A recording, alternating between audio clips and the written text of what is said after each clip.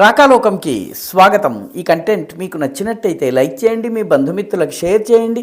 ఇప్పటి వరకు సబ్స్క్రైబ్ చేసుకోకపోతే సబ్స్క్రైబ్ బటన్ని నొక్కండి, అదేవిధంగా బెల్ ఐకాన్ని కూడా తప్పనిసరిగా నొక్కండి. జై హింద్ మిత్రులారా.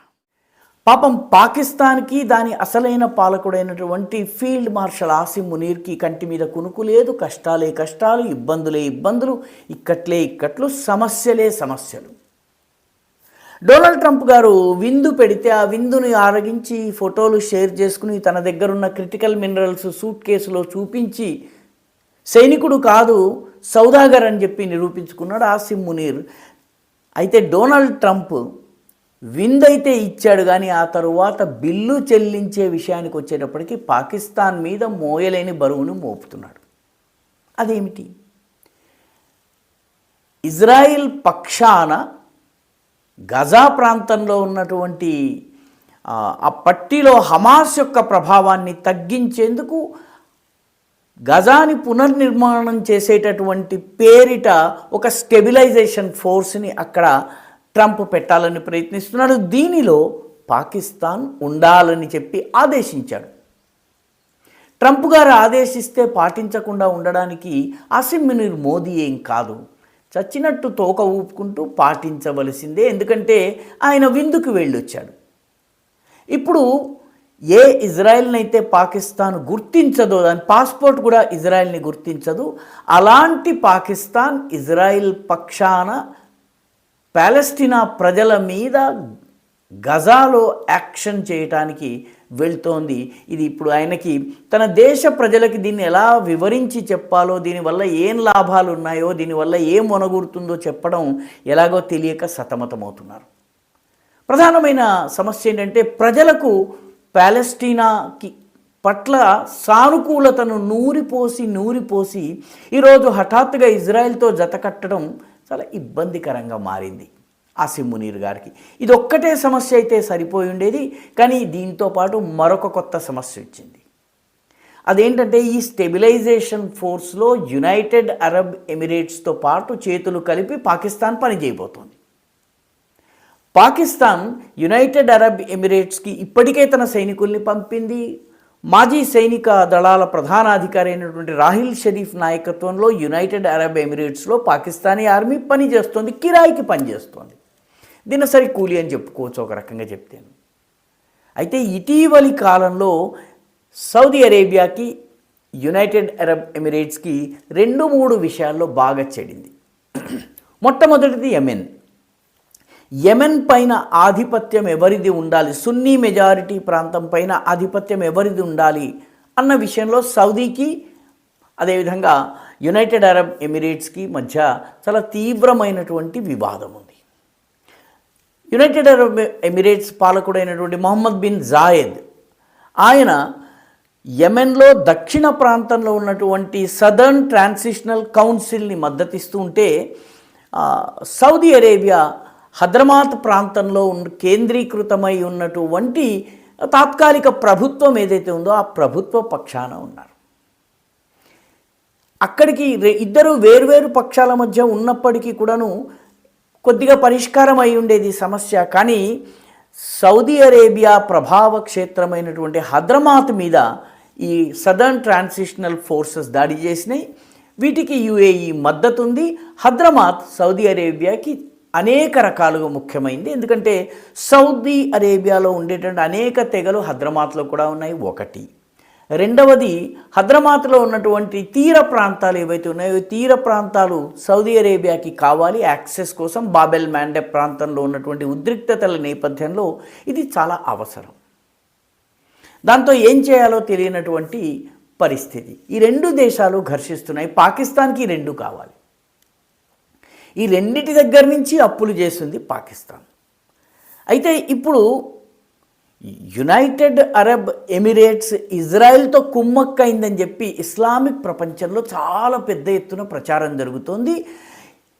పైగాను ఇస్లాము వ్యతిరేకంగా, ఇస్లామిక్ అతివాద శక్తులకి వ్యతిరేకంగా ప్రచారం చేసేందుకు ఒక స్విట్జర్లాండ్కి చెందినటువంటి ఒక లాబియింగ్ కంపెనీతోటి యునైటెడ్ అరబ్ ఎమిరేట్స్ ఒప్పందం చేసుకుందన్నటువంటి వార్తలు ఇప్పుడు బయటకు వస్తున్నాయి.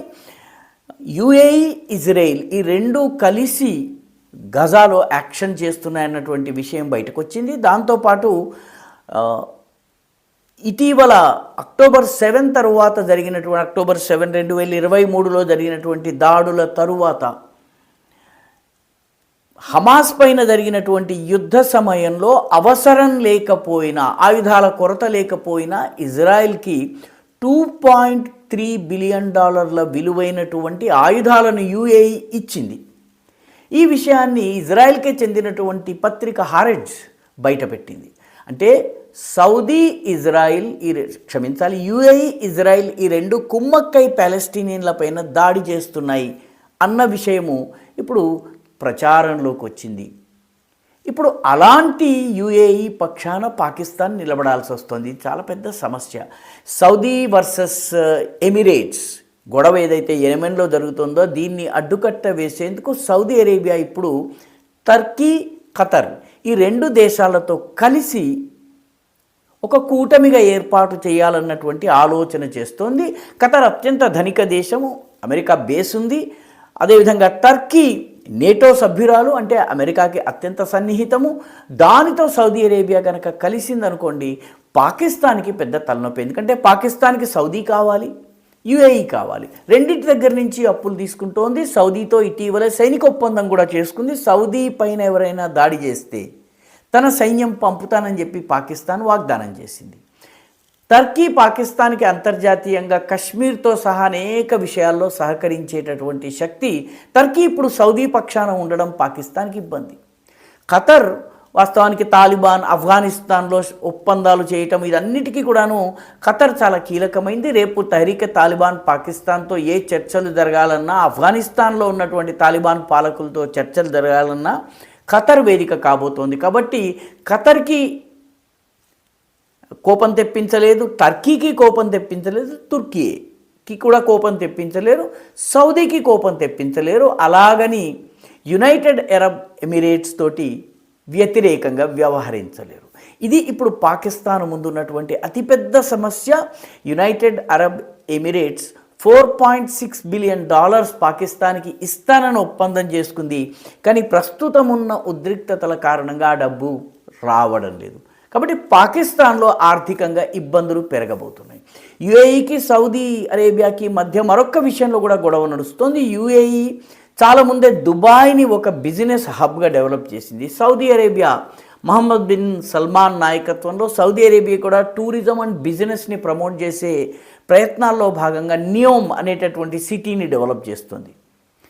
ఈ రెండిటి మధ్య మూడవ పోరాటానికి లేకపోతే కొట్లాటకి కారణము ఈ నియోమ్ పట్టణం, నియోమ్ వర్సెస్ దుబాయ్. ఇద్దరు టూరిస్టులను ఆకర్షిస్తున్నారు, ఇద్దరు టూరిస్టుల కోసం సదుపాయాలు కల్పిస్తున్నారు, ఇద్దరు కూడాను అనేక కన్సెషన్స్ ఇస్తున్నారు. ఈ రెండిటి కోసము తాపత్రయపడుతూ నియోమ్ యొక్క ఆధిపత్యం కోసం సౌదీ అరేబియా ప్రయత్నం చేస్తోంది, దుబాయ్ కోసము యుఏఈ పనిచేస్తోంది. ఇదంతా కూడాను మొత్తం మీద పాకిస్తాన్కి పెద్ద తలనొప్పిగా మారింది. ఎందుకంటే అది సౌదీ వైపు ఉండలేదు, అదే సమయంలో యుఏఈ వైపు ఉండలేదు. ఇటు ఇజ్రాయెల్కి అనుకూలంగా పనిచేయాలి. యుఏఈ, ఇజ్రాయెల్ ఇప్పటికే సూడాన్లో ముస్లిం వ్యతిరేక గ్రూపులకు మద్దతు ఇస్తున్నాయి. అదేవిధంగా సొమాలియాలో ఒక అంతర్భాగంగా ఇంతకాలం ఉన్నటువంటి దాన్ని వేరే దేశంగా ఇజ్రాయెల్ గుర్తించింది. దానిని పాకిస్తాన్ వ్యతిరేకించలేకపోతోంది. సొమాలియా ముస్లిం దేశంలో విడగొట్టి వేరే దేశాన్ని ఏర్పాటు చేసి దానిని ఇజ్రాయెల్ ఉపయోగించుకోవటము, ఇజ్రాయెల్ అక్కడ తన స్థావరాలని బిల్డ్ చేసే ప్రయత్నం చేయటము, దీన్ని పాకిస్తాన్ గట్టిగా విమర్శించలేకపోతుంది. దాంతో పాకిస్తాన్కి అటు అమెరికా నుంచి, ఇటు ఇజ్రాయెల్ నుంచి, మరొక వైపు సౌదీ నుంచి, అటు టర్కీ నుంచి, ఇంకొక వైపు యునైటెడ్ అరబ్ ఎమిరేట్స్ నుంచి, ఇంకొక వైపు టర్కీ నుంచి ఒత్తిళ్ళు వస్తున్నాయి. ఏ రకంగా ఎత్తుగడలు వేయాలి, దౌత్యనీతిలో ఏ రకమైనటువంటి పద్ధతిలో ముందెళ్ళాలన్న విషయంలో పాకిస్తాన్ దగ్గర ఏ జవాబు లేదు. ఆసిమ్ మునీర్ కూడాను అంతర్గతంగా ఉన్న సమస్యలతో పాటు ఈ కొత్తగా కలిసి మీద పడుతున్నటువంటి సమస్యలు ఏవైతున్నాయో వీటికి సంబంధించి పరిష్కారాల విషయంలో ఎటువంటి సొల్యూషన్స్ లేకుండా, ఎటువంటి మార్గాంతరాలు లేకుండా దిక్కుతోచని స్థితిలో పడున్నాడు. ఈ వీడియో మీకు నచ్చినట్టయితే లైక్ చేయండి, షేర్ చేయండి, ఈ ఛానల్కు సబ్స్క్రైబ్ చేయండి, మీ అభిప్రాయాన్ని కమెంట్ల రూపంలో తప్పనిసరిగా పంపించండి.